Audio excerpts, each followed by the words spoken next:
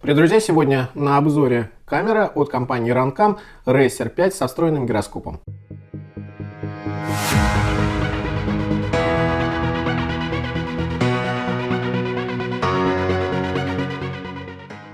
Камера поставляется в стандартной белой коробочке. Здесь приведена информация, что питание у нас от 5 до 36 вольт, линза 1,8 мм широким углом обзора и гироскоп здесь у нас находится на борту, что очень и очень интересно.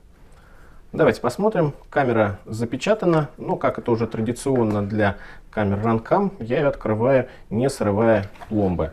Сверху находится карточка Runcam, с обратной стороны ссылки на руководство пользователя и тому подобное. Сверху находится камера белого цвета, вот такая вот она красивая, нарядная, с объективом 1,8 мм. На камере находится маркировка с подписью всех контактов. Мы видим питание, земля, видео, OSD, TX и RX. Ну и также присутствует пакетик с проводами. Здесь один провод, 6 пин на 2 и 3 пина переходники. И также есть 6 винтиков для установки камеры. Джойстика, к сожалению, в комплекте нет, но вот у меня присутствует от более ранних моделей джойстик, и я им воспользуюсь. Камера весит 6 грамм. Ширина камеры 19,1 мм. Высота камеры 19,1 мм. В глубину камера вместе с разъемом и объективом 22,3 мм. Далее я установлю камеру на квадрокоптер, и мы посмотрим на качество изображения, а также на настройки. Переходим в основное меню центральной клавишей джойстика. В настройках изображения мы найдем возможность переворота картинки, яркость, контрастность, резкость, оттенок и усиление цвета. Возвращаемся обратно. В языках представлены множество языков, в том числе и русский, но я рекомендую использовать английский. Есть возможность сбросить все настройки на заводские, ну и, конечно же, пункт выйти, сохранить все настройки, не сохранять, либо отмена. Клавишей вверх при длительном удержании переходим в настройки OSD. Здесь мы можем задать название, позывной. Можем включить либо отключить позывной, настроить положение на экране. Также можно это сделать для таймера и для угла наклона. Sharp View отключен, Widescreen и настройка системы PAL либо NTSC. Я рекомендую, конечно же, включить широкий экран. Обратите внимание, что угол обзора становится гораздо шире. По вертикали изображение не изменяется. Правой клавишей джойстика можно поменять профиль. Предусмотрено Lightrox либо Personal. На OSD видим, отображаются параметры, и в левом углу по умолчанию отображается угол наклона камеры. Вы можете отрегулировать по своему предпочтению, например, вот 30 градусов выставить, и в результате камеру закрепить именно под нужным углом. Чтобы откалибровать гироскоп, необходимо разместить камеру на ровную горизонтальную поверхность. К сожалению, мешает шлейф, поэтому я буду использовать коробочку. И далее удерживаем левую клавишу. И видите, у нас появляется надпись «Камера откалибрована». В таком положении у нас должно быть значение близкое к нулевому.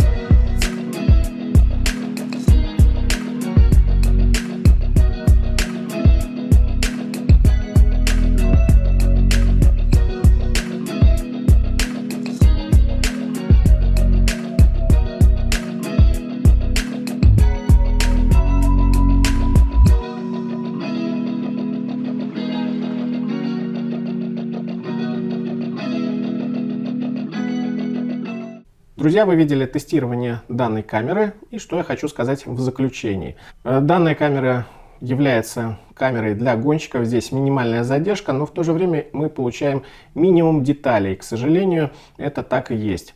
Хотелось бы получить более интересную картинку, особенно в светлое время суток, в освещенное солнцем. Вы могли видеть, получилась картинка очень такая с малым динамическим диапазоном. Есть темные участки и есть светлые участки. А что находится, так скажем, на темном фоне, не рассмотреть. Просто-напросто темные пятна и светлые пятна. Хотелось бы в будущем все-таки получить сенсор на 1200 ТВЛ.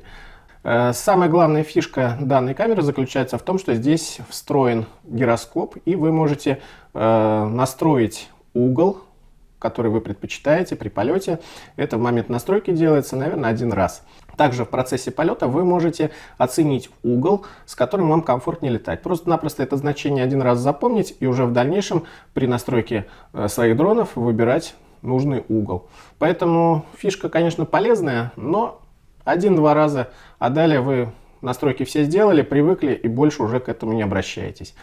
Данная камера позволяет обновлять прошивку, тоже это большой, так скажем, плюс.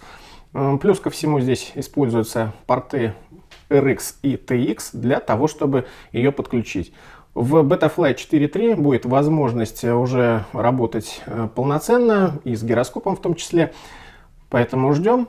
Ну, а сейчас, в принципе, можно просто-напросто использовать полетный контроллер для настройки этой камеры. Но если у вас есть джойстик, также вы можете с этим справиться без всяких проблем. Выбирайте правильные камеры. У меня достаточно большой плейлист. Вы можете найти его на моем канале. Переходите по ссылочкам, которые будут в описании под видео, тем самым поддержите в развитии канал. Не забывайте про кэшбэк-сервис от Letyshops, и с ним вы сэкономите дополнительно от 3 до 5%. Подписывайтесь на новые видео, пишите комментарии, оцените видео лайком. Не забывайте заглянуть в Instagram, чтобы узнать, что будет в дальнейшем на обзоре. В социальных сетях публикую интересные купоны и предложения. И до новых встреч в новых видео. Всем пока!